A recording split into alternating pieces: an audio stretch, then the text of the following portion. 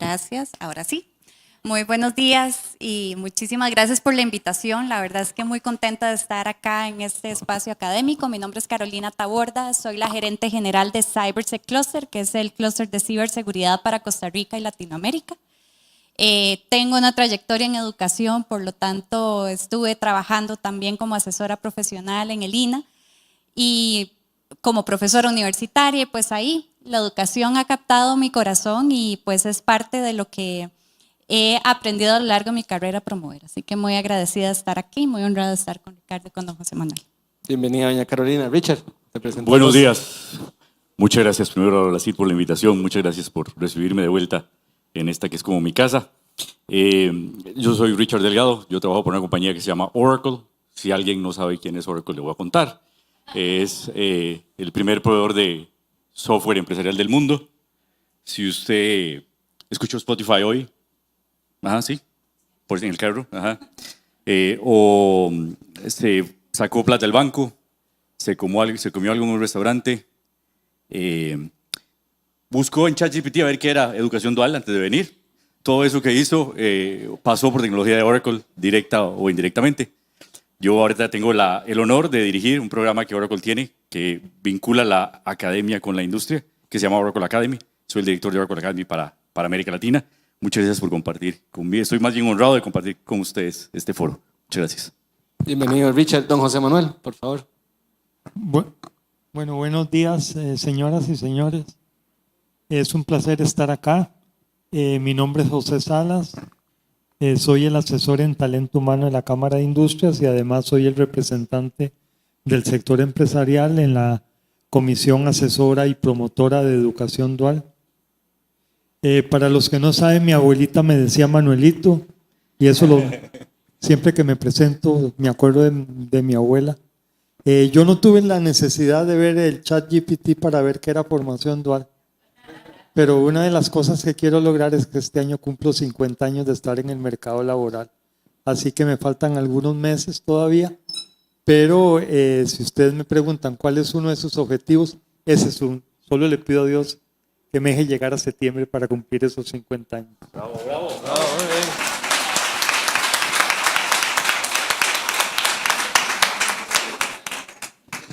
Muy bien. Entrando en materia, doña Carolina, inicio con usted. Tradicionalmente, el liderazgo industrial se asocia a la productividad y al control de procesos. ¿Cómo transitamos hacia líderes que también sean mentores, formadores y promotores del talento?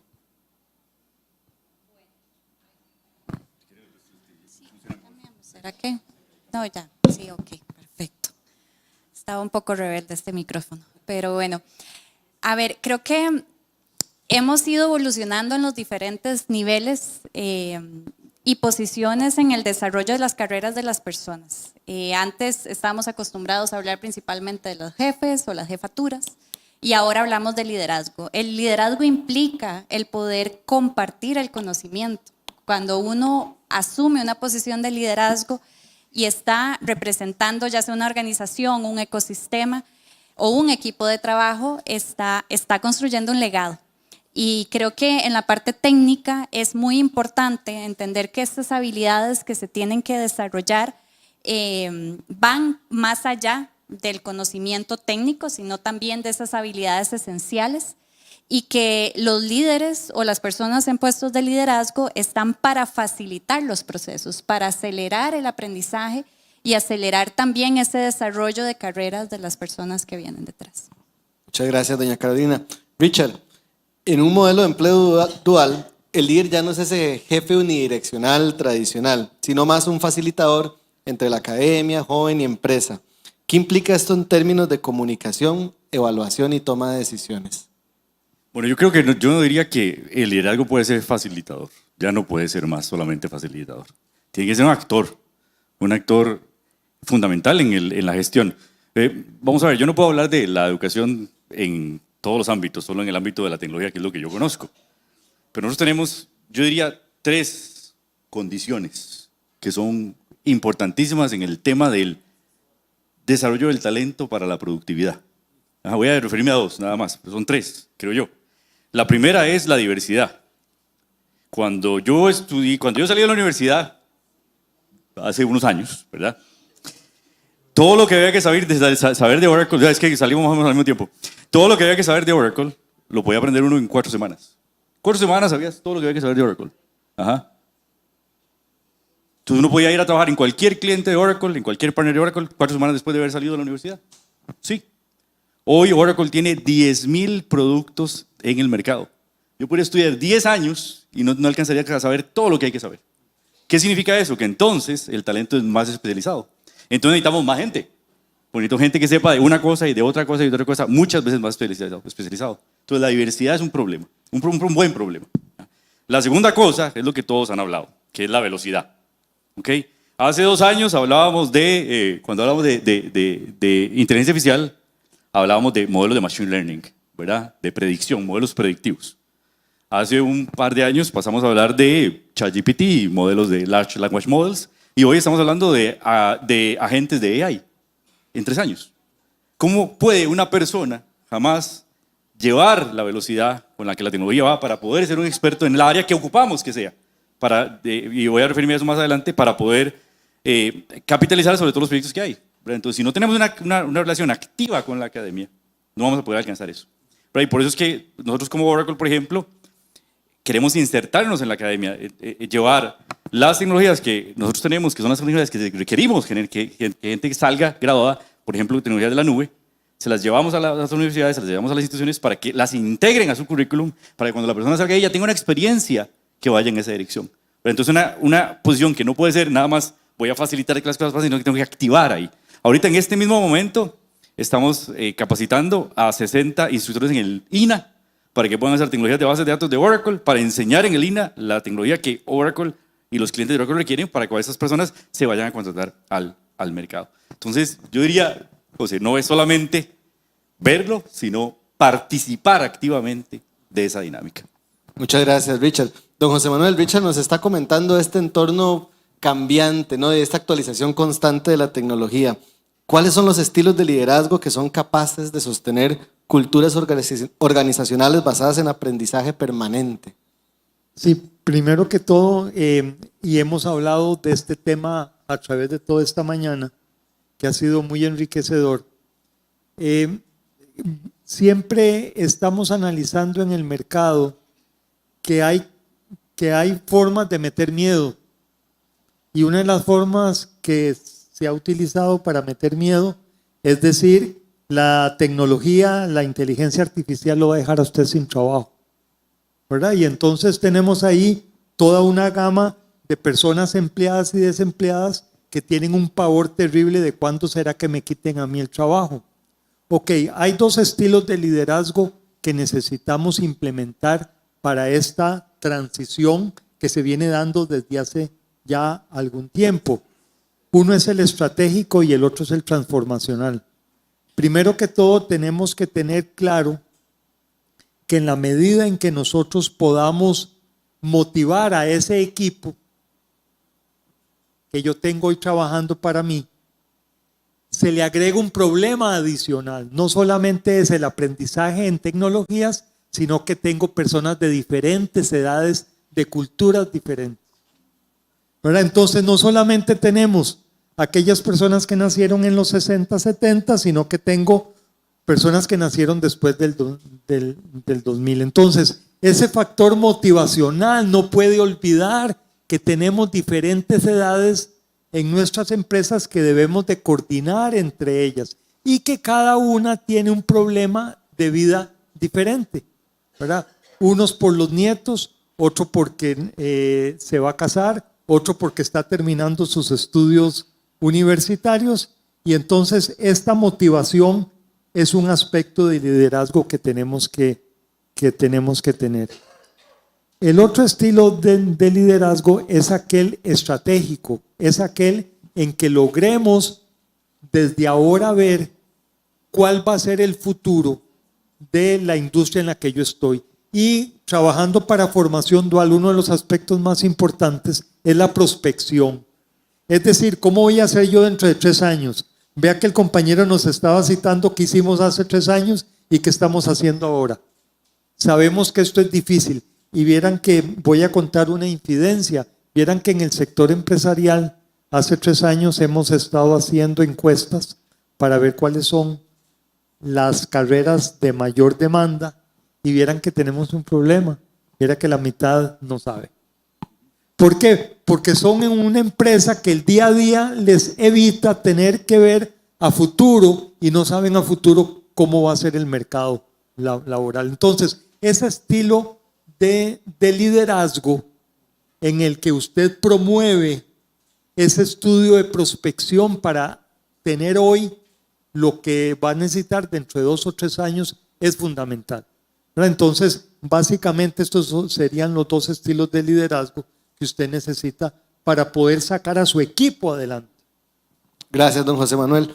Carolina, don José Manuel nos contaba de esta particularidad intergeneracional que existen dentro de los equipos de trabajo, ¿no? ¿Cómo pueden los líderes actuales gestionar productivamente esas diferencias entre baby boomers, millennial, generación X, Y, Z en los entornos de formación y de producción compartida?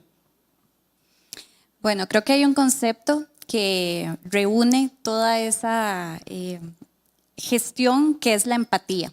De hecho, se dice que la innovación no existe sin empatía. Recordemos que cuando hacemos un proceso de diseño tenemos que empezar por empatizar y sensibilizarnos con lo que está sucediendo. Eso lo sé porque soy diseñadora de formación base y esa es otra historia de por qué una diseñadora dirige ahora un clúster de ciberseguridad. Pero ahí después podemos contar esa anécdota. Pero volviendo al tema de la empatía, es un concepto que a veces lo hemos dado como por sentado, a veces inclusive lo consideramos hasta un término débil, ¿verdad? Porque siempre nos han enseñado que los altos y fuertes liderazgos piensan con la cabeza fría. Ese es uno de los desafíos que tenemos las mujeres, porque las mujeres somos más emocionales y nos dicen, no, piense con la cabeza fría, piense como un hombre, no piense con el corazón, porque en los negocios no hay espacio para el corazón. Y eso lo que hace es alejarnos de nuestra condición humana. Hoy estamos hiperconectados, no solo trabajando con diferentes generaciones, sino diferentes culturas. Y lo que requerimos es tener esa sensibilización para poder comprender cómo son las personas más productivas, hacernos ese tipo de preguntas. Antes, en la revolución industrial, todo estaba estandarizado, nos dan los procesos, hagan todos lo mismo, sin preguntarnos realmente si hay personas que pueden requerir ciertos apoyos, que se sienten mejor en algunos espacios y en otros, y que somos productivos de manera diferente. Un ejemplo concreto de eso, yo tengo personas en mi equipo de trabajo que, por ejemplo, si les pido algo por el chat, tengo que escribírselos. Porque sí, y bueno, a mí me pasa, a mí me dan un audio, o sea, lo escucho, puedo acatar las indicaciones, pero quedó en el olvido, ¿verdad? Y si te vi no me acuerdo, sí, si yo no. Personas que más bien tenés que darles la indicación en audio para que te puedan explicar. Maravilloso, sobre todo de nuevo volviendo al tema de género, y bueno, eso no excluye a los hombres, pero los hombres también son papás. Pero las mujeres que tendemos a tener más la responsabilidad de cuidado de los hijos e incluso de los adultos mayores, el poder trabajar remotamente, trabajar desde la casa es una gran oportunidad para poder hacer ese balance en todas las acciones. Y sí que es cierto que eso afecta tal vez la relación que tenemos en el trabajo presencial. Hoy vivimos en este mundo donde de repente nos conectamos por un lado. Hace un rato yo estaba en una reunión, tenía que conectarme con el equipo de trabajo, pero estoy aquí presente, conectando con ustedes. Y ese es el balance que tenemos que encontrar. Así que creo que lo podemos resumir en esa empatía, no esa romántica y que uno dice, ay, qué pareja es así, me están diciendo que me pongan los zapatos de los demás. No, sino esa empatía estratégica de saber cuál es ese talento, ese valor que nos rodea y cómo ponerlo a trabajar para que sea productivo. Gracias, Carolina. Richard, hablando un poco de este tema de empatía, ¿cómo adaptamos el liderazgo empresarial para responder a las expectativas de las nuevas generaciones en el mundo laboral, sea propósito, sea autonomía, sea oportunidades de crecimiento? Es muy curioso, ¿no? Porque si uno ve cómo crecen las economías hoy, las economías crecen fundamentalmente por el emprendedurismo. Los startups juegan un papel súper importante en el desarrollo de la economía de los países. De hecho, muchas industrias están buscando invertir en startups por esa razón, ¿verdad? Porque aportan a la innovación. Los startups son los que están innovando. O sea, la semana pasada me reuní en Brasil con un muchacho que tiene una compañía en Sao Paulo que da servicios de inteligencia artificial. Tiene 120,000 clientes. Le cobra $750 a cada cliente por mes y tiene 23 años. Yo nací en la década incorrecta. Entonces, necesitamos tener ese estilo de una compañía que es una compañía que tiene un espíritu de startup, un espíritu que permite innovar, que empodera que la gente aprenda, que empodera que la gente cambie de puesto, que es plana, que ya no importa la jerarquía, como vos mencionabas hace un segundo, ¿verdad? Ya no importa.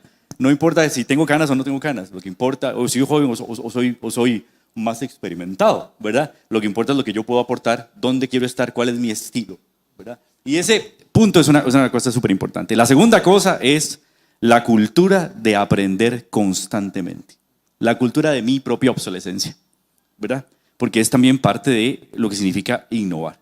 Entonces yo creo que ese cambio en el paradigma de cómo vemos el desarrollo de las ideas, incluso una compañía, imagínense nosotros, una compañía tan grande como Oracle, nosotros tenemos 150,000 empleados y tenemos esa cultura de startup. Te voy a poner yo sé que ya se me acaba el tiempo, pero te voy a poner una cosa más. El otro día fui a un foro donde estaba uno de estos futuristas, estos que dicen qué es lo que va a pasar, que nunca pegan en nada, pero igual, pero él dijo una cosa que me pareció muy interesante. Él dice, yo todos los meses tomo un día del mes y desde que me levanto hasta que me acuesto me pregunto lo siguiente: si esto que voy a hacer fuera la primera vez que lo voy a hacer, lo haría así. Este es el espíritu fundamental de la innovación. Porque vean, ¿cuántos de ustedes tienen un fax? No, ¿verdad? Si su compañía manda un fax hoy, se está funcionando como funcionábamos las compañías hace 20 años, ¿verdad? En algún momento alguien dijo, no, vamos a escanear los documentos, los vamos a mandar por email. ¿Okay? Piensen hoy todas las oportunidades de innovación que están perdiéndose por el hecho de que no se ha puesto a pensar, voy a mandar ese mensaje por email, lo podría hacer diferente, podría ser más productivo, pero esa es la inteligencia artificial para hacer eso. Y esa es la cultura que la organización como un todo tiene que tener. Muchísimas gracias, Richard. Don José Manuel, ligándolo a esta idea de cultura de innovación que nos está hablando Richard, ¿están las empresas costarricenses realmente promoviendo una cultura de innovación? Bueno, primero que todo, Richard, viera que yo trabajé no con fax, sino con Telex, ¿verdad? Yo trabajé con Telex y vieran que dentro de las cosas que he hecho en mi vida, primero fui ingeniero industrial y después fui abogado ya cuando me hice viejo, pero dicen en la cámara que es porque en la casa mía me mandan a estudiar para que no joda con ellos. Vamos a ver si eso es cierto. Vea, hay 3 puntos importantes en el punto de la formación dual. Primero, el mercado laboral se está comportando de una manera que cada vez tenemos más necesidades en ciertas áreas que en otras. Y hay otras áreas que están quedando desfasadas. Yo siempre digo esto, gracias a la Virgen de los Ángeles, en mis tiempos, usted tenía que estudiar una carrera universitaria que duraba hasta 8 años para poderse incorporar al mercado laboral. Después vinieron las carreras técnicas que eran muchísimo más cortas. Luego vienen ahora cómo se está desarrollando el mercado laboral en la actualidad, que usted ya su conocimiento técnico ya comienza a quedar obsoleto, pero esa experiencia suya en el mercado laboral nadie la tiene. Entonces las empresas, ¿qué es lo que tienen que hacer? Mantener esas personas experimentadas y enseñarles lo nuevo. Ese punto es básico, porque entonces un curso de 6 meses, un curso de 1 año, usted sale adelante y pone esas personas que tal vez ya están quedando obsoletas al nivel del mercado. Entonces, nos está costando que las empresas entiendan que es formación dual. Vean que cada vez es más simple. ¿Por qué? Porque formación dual tiene una gran característica, que usted puede hacer varias cosas a la vez. Y el enseñar la parte de la cultura organizacional es una cosa difícil. Por eso es que el joven se queja de que yo no voy al mercado laboral porque me piden 1 año de experiencia por lo menos. Bueno, pero es que entonces encontramos la mina de oro con la formación dual. ¿Por qué? Porque usted puede aprender de una vez esa cultura organizacional con la anticipación de vida. Y cito el caso, por ejemplo, también de las personas con discapacidad.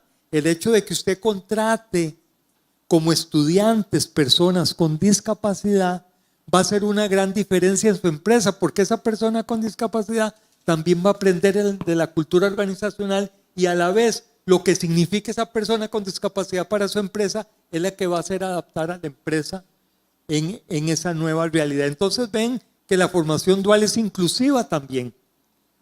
¿Cuál es el otro aspecto que ya lo comentamos de que tenemos que cambiar? Vean, a mí me duele terriblemente el hecho de que tengamos personas, sobre todo mujeres, con amplio historial de estudio, doctoras, que hayan sacado incluso el doctorado, que porque no tenemos una cultura y una red de cuidado adecuada, permanecen en sus hogares. ¿Ustedes se imaginan el grado de desperdicio que estamos teniendo de conocimientos de esas personas que están en su hogar haciendo una labor muy bonita, pero que sus conocimientos dan para satisfacer necesidades laborales en el mercado? Ese es el segundo problema que tenemos cada vez que solucionar con más ahínco. Y no es el problema de un empresario que tiene que resolver esto es un problema país. Por ahí en el diálogo anterior alguien comentaba de qué tenemos que hacer, y ese es el tercero, qué tenemos que hacer para que la mujer estudie más carreras STEM, ¿verdad? Ciencias, tecnología, ingeniería y matemáticas. Ok, el problema es que lo que tenemos que empezar desde la época de escuela, porque desde la época de escuela les empezamos a enseñar a nuestras niñas que el fútbol es de hombres, ¿verdad? ¿Y cuáles son las carreras para mujeres? No, esto tiene que desaparecer porque cada vez la introducción de las carreras STEM sobre todo para mujeres, va a ser vital en formación dual. Y termino con este punto. El comportamiento del mercado laboral en Costa Rica requiere de esa inserción rápida de estas personas. Entonces, en la medida en que usted pueda disminuir ese grado de aprendizaje sin desmejorar la calidad para poder satisfacer esas necesidades del mercado, es lo que nos va a hacer total y completamente exitosos a mediano y a largo plazo, ahora que hablamos de un tema que nos da para hablar toda la mañana, que es el apagón educativo. Gracias, don José Manuel. Carolina, vos hablabas ahora del tema de la empatía.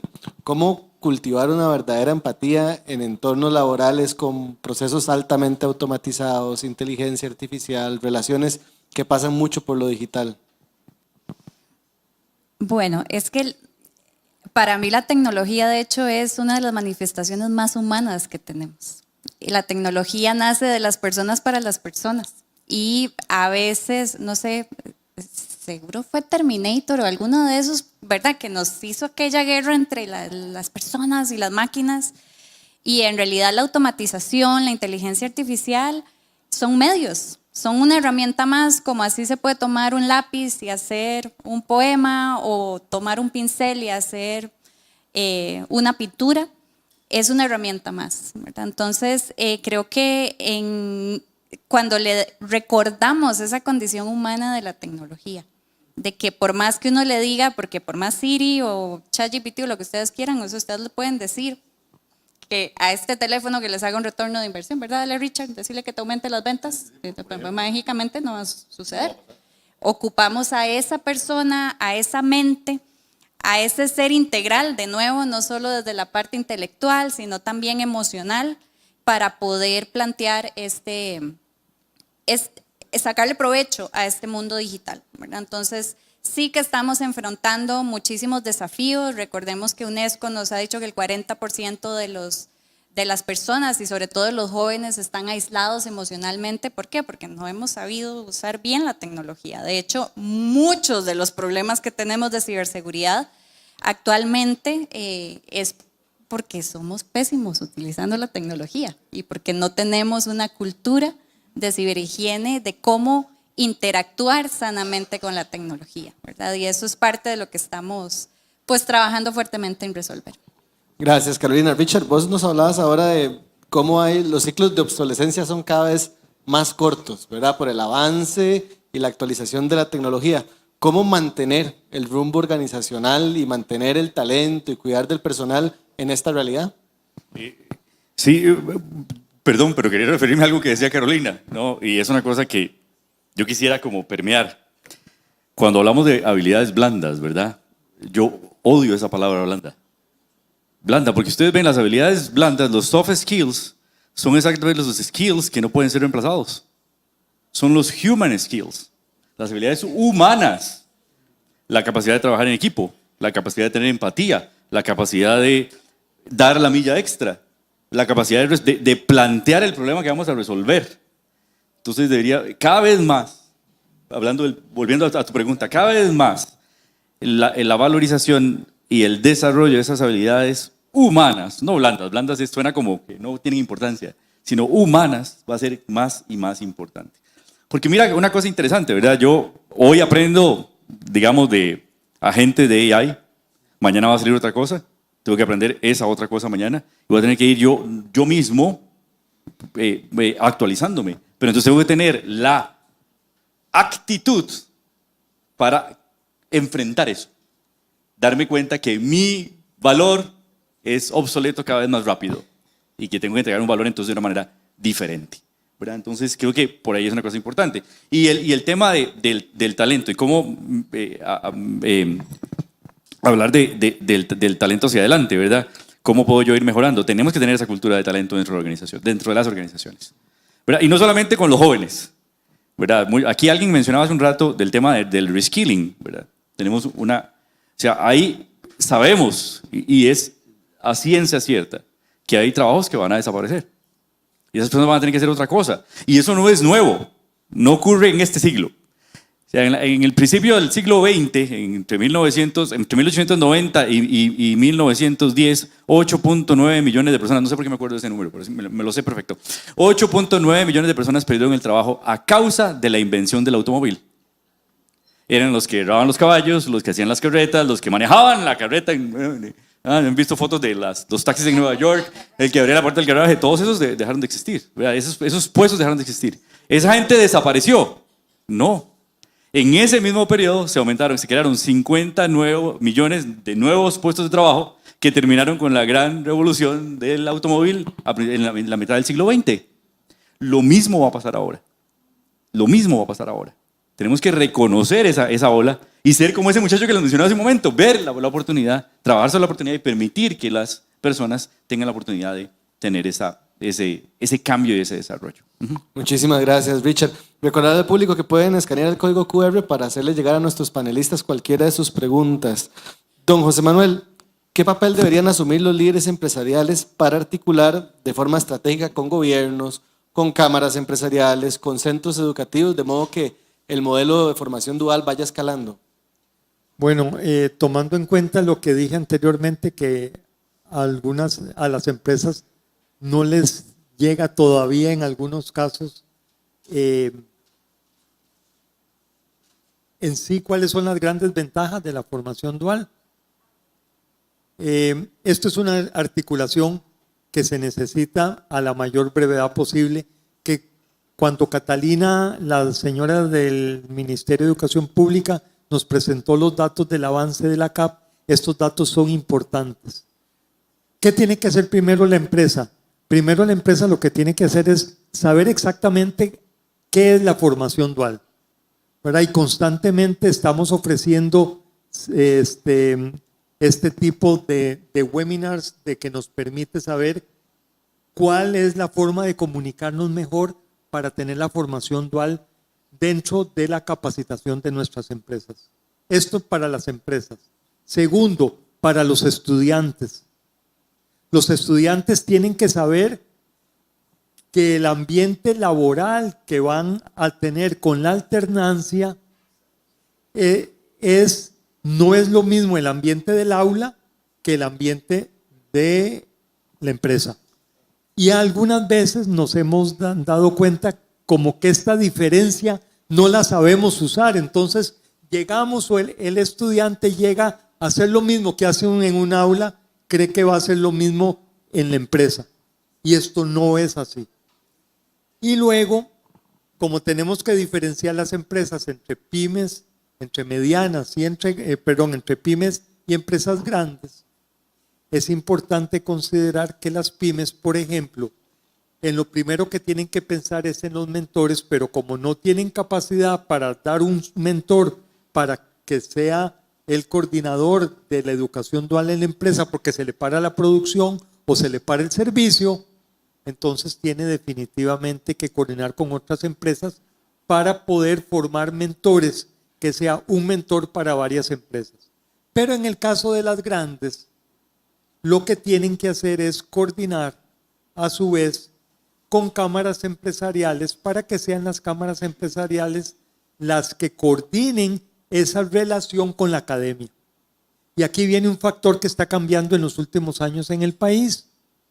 Finalmente nos estamos dando cuenta para una institución académica, ya sea pública o privada, que es mejor coordinar con una cámara que no coordinar con una empresa.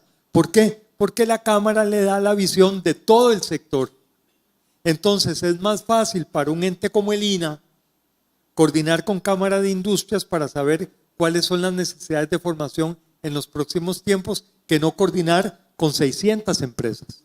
Entonces esto nos reduce muchísimo el tiempo de implementación de las necesidades de formación. Y este es otro punto que se debe de considerar en el mercado actual, porque lo que necesitamos es dinamismo, lo que necesitamos es insertar más rápidamente tanto jóvenes como personas mayores en el mercado laboral. Don José Manuel, me quedo con usted porque la primera pregunta que nos llega es para usted. ¿Cuáles son esos aportes que la Cámara de Comercio ha estado haciendo, la Cámara de Industrias ha estado haciendo a los colegios técnicos profesionales para acercar a los estudiantes a la realidad que necesitan las empresas? Muy buena pregunta. En realidad, vea qué interesante, desde el año 2018 se estableció el primer convenio de trabajo entre Cámara de Industrias, el Instituto Nacional de Aprendizaje y AED, que es la Asociación de Empresarios para el Desarrollo, y la CAS, que es la Cooperación Alemana. Entonces, desde el 2018 hemos estado colaborando con la parte académica para decirles, y ya llevamos 2 encuestas en el 2020 y en el 2023, de cuáles son esas necesidades de formación. Ahora, en el ámbito exclusivo del MEP, en educación técnica, hemos estado coordinando, ya no desde el 2018, sino desde siempre, de cuáles son esas carreras técnicas que se están necesitando. De hecho, eso ha implicado que educación técnica del MEP tenga que cambiar algunos de sus lineamientos para hacerlo más ágil. Porque al igual que les contaba la infidencia de que tal vez la mitad de los empresarios no saben cómo va a ser su mercado dentro de 2 años, también tenemos la problemática en instituciones públicas de que los jerarcas tienen que vender esa idea de, en este caso, formación dual a sus mandos medios y mandos inferiores. Y esta es una labor titánica, o sea, esto es una labor que no es de la noche a la mañana, porque usted tiene que cambiar mentalidades. Aquello de que es que así lo hacemos siempre, ya eso murió, ¿verdad? El hecho de que la enseñanza cambió radicalmente en los años pasados, ya esto es otra cosa. En estos momentos lo que necesitamos, y en ese sentido termino respondiendo a la pregunta, se ha colaborado con la formación de estas carreras que ya el año pasado se tuvieron los primeros egresados, para ver cuáles son esas necesidades. Dentro de esto tenemos electromecánica, tenemos desarrollo web, pero hay otras que vienen con muchísima fuerza, que es lo que necesitamos para los próximos años, y creo que ahí vamos por buen camino. Gracias, don José Manuel. Carolina, para vos me llega una pregunta. ¿Qué mensaje le podemos dar a las empresas para que se sumen a la educación dual? Yo les pondría el reto, porque realmente la educación dual es una experiencia completamente diferente. Ahora bien, quieren talento con experiencia, quieren talento que sepan qué es lo que tienen que desarrollar. Uno de los principales dolores de las empresas es eso, que reciben un talento que no cumple con sus expectativas y que al fin y al cabo, de alguna u otra manera, están resolviendo sus procesos de entrenamiento. En ciberseguridad sucede montones que para todos los roles entran primero en un proceso fuerte de hasta 3, 4 meses de entrenamiento antes de entrar a su posición.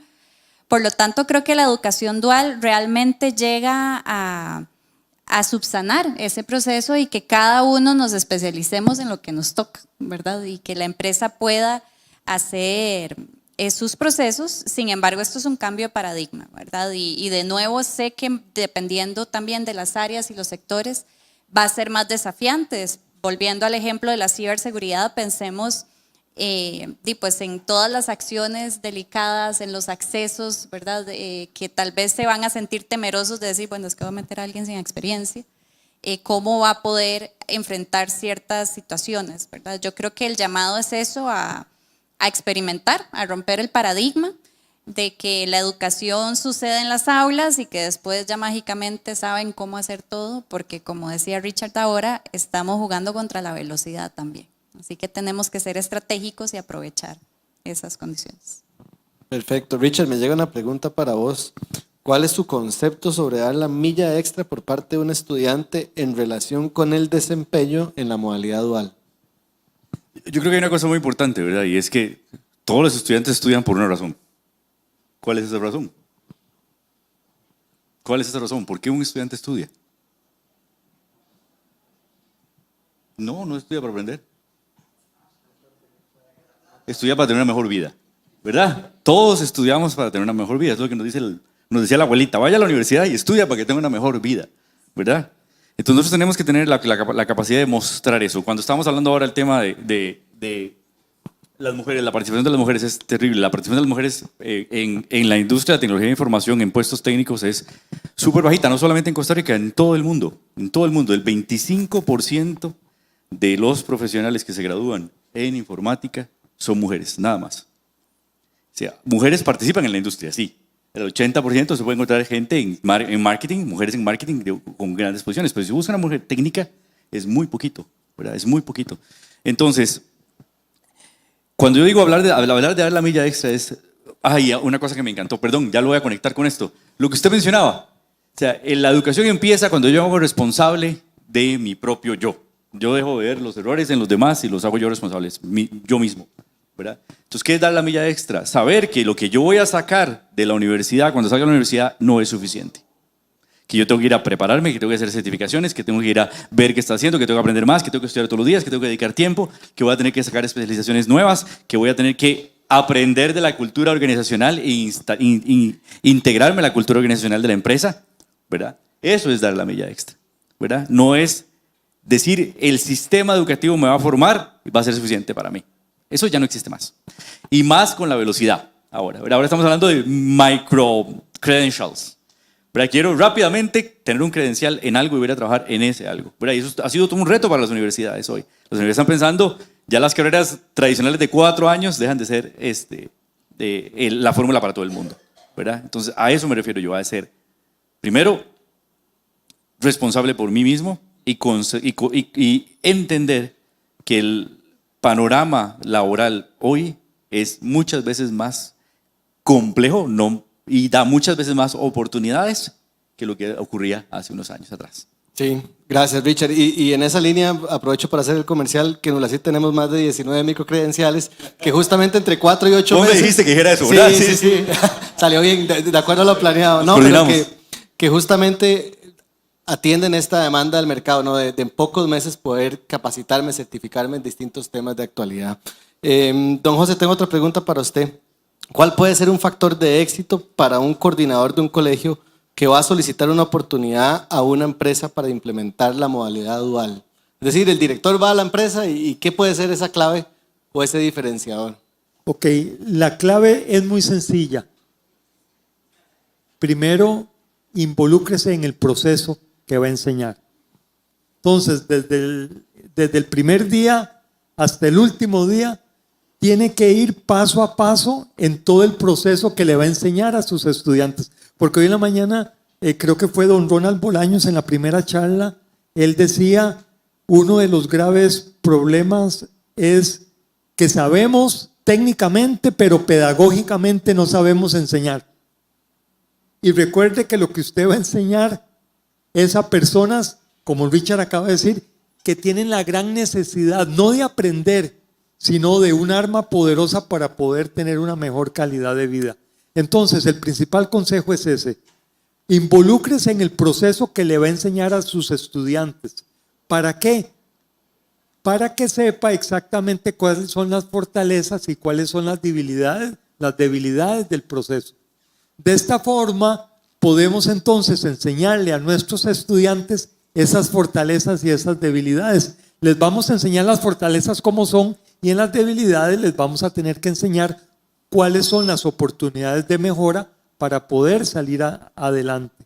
Una persona, y con esto termino, una de las personas graduadas de formación dual el año pasado nos decía que lo más importante después de haber sacado esta formación dual en la empresa es que le había demostrado que le había cambiado su forma de pensar de la empresa.